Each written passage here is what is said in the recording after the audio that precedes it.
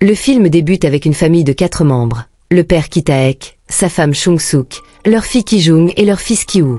Ils vivent dans un minuscule sous-sol insalubre, luttant désespérément pour leur survie. Leur situation financière est catastrophique. Pour joindre les deux bouts, ils plient des boîtes à pizza, mais ce travail ne suffit pas à couvrir les besoins de leur foyer. Un jour, un ami de l'université de Ki-woo vient leur rendre visite. Il offre à Ki-woo une mystérieuse pierre, expliquant qu'elle lui vient de son grand-père. Cette pierre n'est pas ordinaire. Elle est censée apporter bonheur et prospérité à celui qui la possède, tout en modifiant le cours de sa destinée. Dans un moment de confidence, Ki-woo partage avec son ami la précarité dans laquelle vit sa famille. L'ami lui propose alors une opportunité. Comme il part à l'étranger pour ses études, il suggère que Ki-woo prenne sa place en tant que professeur d'anglais pour une jeune fille qui l'enseignait. Mais Ki-woo hésite. Il n'a pas de diplôme universitaire, ce qui risque de compromettre son embauche. Son ami, imperturbable, lui propose une solution. « Je vais rédiger une lettre de recommandation pour toi. Fais juste créer un faux diplôme par ta sœur. » Ki-jung, talentueuse graphiste, forge rapidement un diplôme convaincant. Armé de cette recommandation et du faux document, Ki-woo se rend dans la maison de sa future élève. La demeure est somptueuse, luxueuse, appartenant à une famille riche et influente, les Park. Cette famille se compose également de 4 membres. Le père, la mère, leur fils Da-song et leur fille Dae, qui devient l'élève de Ki-woo. Ki-woo fait une excellente première impression sur la mère de Dae, qui décide de l'engager immédiatement. Alors qu'il commence à enseigner, il découvre que Da-song, le fils cadet, est passionné de peinture. Plusieurs professeurs ont tenté de l'enseigner, mais aucun n'est resté. Ki-woo élabore alors un plan. Il recommande sa sœur, Ki-jung, sous une fausse identité, prétendant qu'elle est une artiste talentueuse et une thérapeute spécialisée en art. Se faisant passer pour Jessica, Ki-jung entre dans la maison des Park en tant que professeur d'art. Grâce à son assurance et à son savoir-faire, elle impressionne rapidement la famille.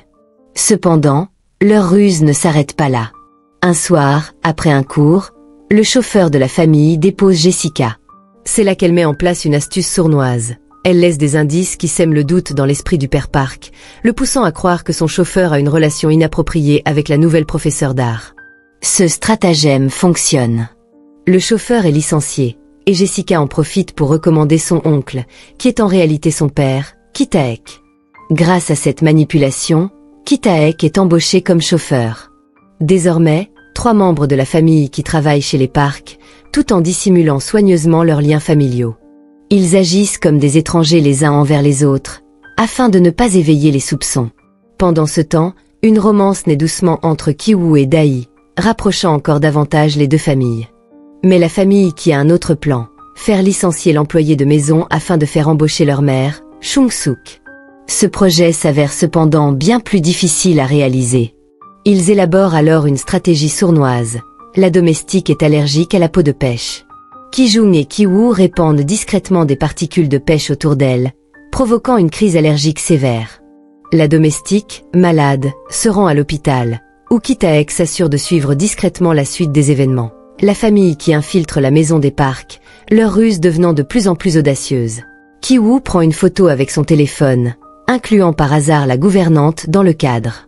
Profitant de cette opportunité, il accompagne le propriétaire de la maison pour faire des courses et lui montre la photo. Avec un ton grave, il lui raconte avoir croisé la gouvernante à l'hôpital, et bien qu'elle ait cherché à dissimuler sa maladie, il aurait entendu qu'elle souffrait de tuberculose. Mais la propriétaire reste sceptique. Pour la convaincre, Ki-jung reçoit un message disant qu'ils rentreront dans 3 minutes. Elle se précipite pour à nouveau répandre de la poudre de pêche sur la gouvernante, provoquant une nouvelle crise de toux.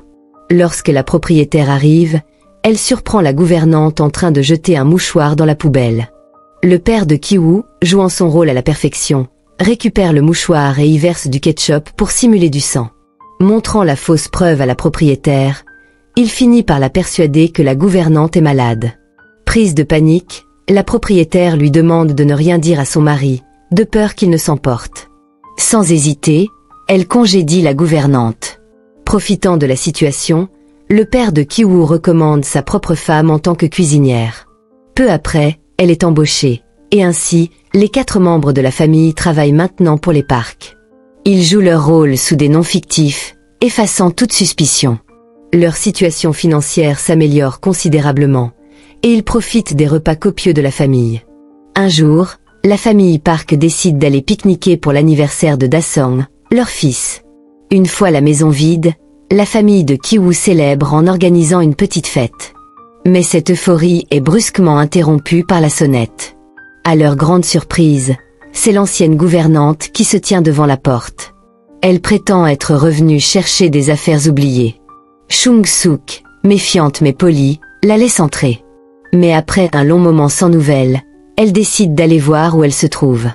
Elle découvre alors la gouvernante en train d'essayer de déplacer un meuble lourd, bloqué par une assiette tombée derrière. Après avoir enlevé l'assiette, le meuble glisse, révélant un passage secret menant à un sous-sol caché. Chung-suk suit la gouvernante jusqu'en bas et découvre un homme affaibli, caché là depuis 4 ans et demi, son mari. La gouvernante avoue qu'elle l'a dissimulé ici pour échapper à ses créanciers, qui le tueraient s'ils le trouvaient. Le couple Park ignorait tout de ce passage secret, car les anciens propriétaires ne leur avaient rien révélé. Suppliant Chung-suk, la gouvernante lui demande de nourrir son mari en cachette, promettant de la payer en retour. Mais Chung-suk refuse catégoriquement, menaçant même d'appeler la police.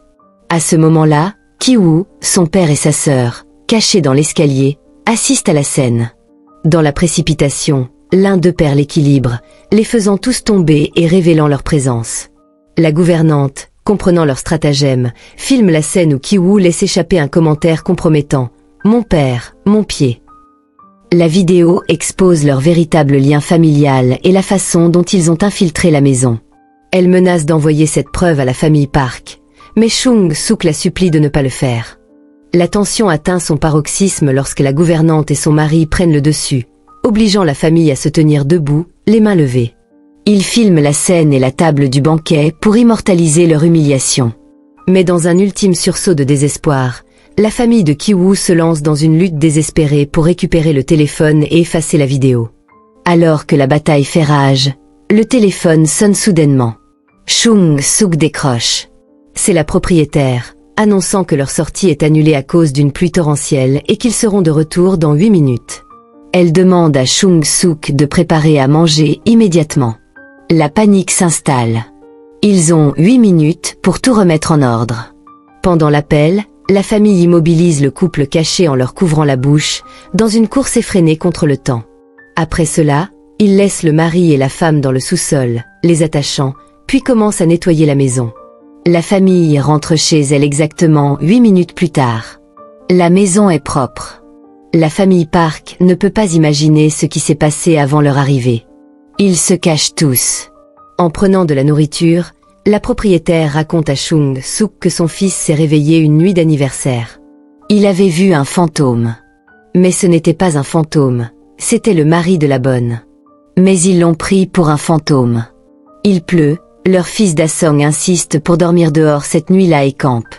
Le père et la mère de Da-song dorment dans le salon pour garder un œil sur lui. Ils discutent tous les deux, allongés sur le canapé, tandis que Ki-woo, Ki-chung et Ki-taek sont cachés sous le canapé. Leur chauffeur est Ki-taek et le propriétaire de la maison dit à sa femme qu'il a une odeur insupportable. Il dit la vérité car leur lieu de vie est une décharge, donc tous les membres de leur famille ont une mauvaise odeur sur leur corps et leurs vêtements. Et ils entendent toute la conversation. Ils se sentent mal car Da-song avait dit un jour que son professeur avait une odeur comme celle du chauffeur et de la bonne. Ils pensent alors à changer leurs serviettes et leur savon, mais cette odeur vient de leur résidence, pas de leur corps. Et quand ils dorment tous les deux, ils retournent tous au sous-sol de leur maison, quittant la place sous le canapé. Il pleut à verse. Ils trouvent leur maison inondée à leur retour. Toute l'eau entre par l'ouverture de la fenêtre. Cet endroit n'est plus habitable. Ensuite, ils vont dans une zone où la plupart des gens dorment. Et ils passent la nuit à cet endroit. Ki-chung reçoit un appel de la propriétaire qui l'invitait en disant « Vous devriez venir en tant que professeur pour le bonheur de notre enfant ». Elle invite également Ki-woo, le tuteur de sa fille. Puis elle va au marché pour faire des courses. Et en s'asseyant dans la voiture, une étrange odeur vient de son chauffeur, alors elle met sa main sur son nez. Le chauffeur est mécontent de cette réaction. Parce qu'il ne veut pas de tels comportements de la part des gens. Sa propriétaire ne veut pas réagir, mais elle doit le faire. Une fête est organisée alors que Kiwoo et son élève Dai sont à l'étage. Et Kiwoo lui demande « Penses-tu que nous sommes parmi eux ?» Elle répond oui en hochant la tête. Mais ils ne sont pas parmi eux. Et il pense que si les gens du sous-sol montent, tout le secret sera révélé. Et ils devront perdre leur emploi. En y pensant, il prend une pierre donnée par son ami.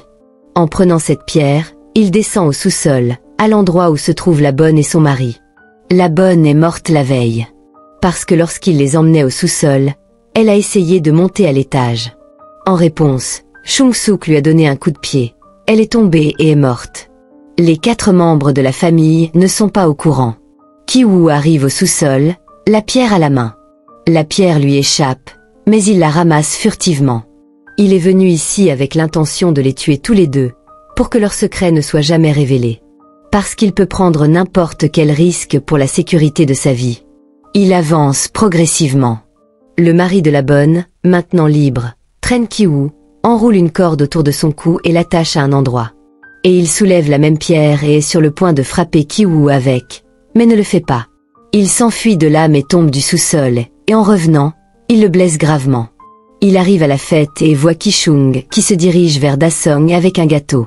Il la reconnaît immédiatement. Il poignarde un couteau dans sa poitrine, la blessant. Le père de Ki-chung presse sa blessure pour réduire le flux de sang. Mais sa blessure est profonde. Chung-suk voit qu'il a attaqué sa fille et se dirige vers lui. Une violente dispute éclate entre eux. Et Chung-suk tue cet homme pendant le combat. Maintenant, le propriétaire de la maison veut prendre sa clé qui est sous cette personne morte. En prenant cette clé, il sent l'odeur et place sa main sur sa bouche. Lorsque son chauffeur le voit faire cela, ses expressions faciales changent. En colère, il prend un couteau et attaque son propriétaire. Ki-taek le fait parce que son propriétaire voulait la clé pour emmener son fils inconscient à l'hôpital.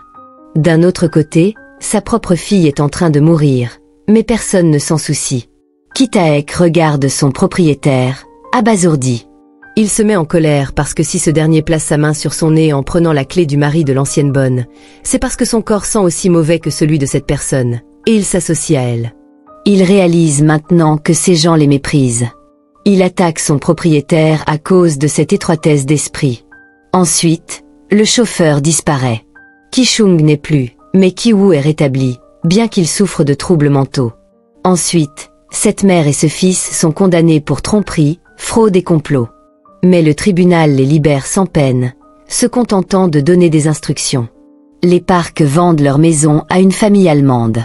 Ils ignorent l'histoire de la maison. Et le chauffeur Ki-taek est toujours présent dans le sous-sol. Parce qu'il s'y cache après avoir tué son propriétaire. Et personne n'est au courant. Et il envoie des messages en morse avec une lumière clignotante, indiquant qu'il est caché ici, vivant. Le code morse est considéré comme un signal qui permet la communication entre 2 personnes. Il permet d'envoyer des messages à d'autres. Il envoie le message à travers cette lumière clignotante, l'allumant et l'éteignant. Il transmet un signal à son fils. Son fils Kiwoo observe les signaux à distance avec des jumelles. Il décode le message reçu et comprend que son père est toujours en vie dans ce même sous-sol. Et il regrette son acte d'avoir tué le propriétaire de la famille Park. Il s'excuse devant sa photo. Kiwoo dit « Je vais gagner beaucoup d'argent et nous achèterons cette même maison. Et tu dois sortir du sous-sol, nous t'attendrons là-bas. » Cela se produit.